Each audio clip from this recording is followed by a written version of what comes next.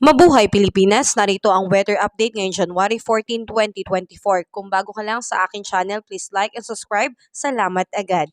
Sa ngayon po ay meron pong ibinabang rainfall advisory na moderate to heavy rains na direktang maaapektuhan ang Bohol, Cebu, Leyte, Southern Leyte, Eastern Samar at Siquijor.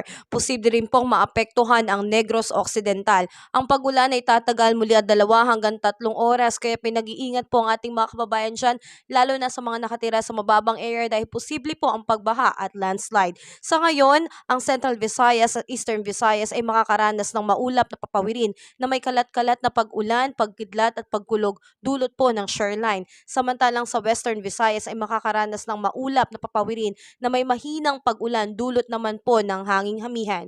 Samantalang ang Palawan kasama ang Kalayaan Island at ang Occidental Mindoro ay magkakaroon ng bahagyang maulap hanggang sa maulap na papawirin na may mga pulupulong mahinang pag-ulan dulot pa rin po ng amihan. Mga kababayan, sa ngayon ay wala pa rin po ang 2 bagyo na maaaring pumasok sa PAR.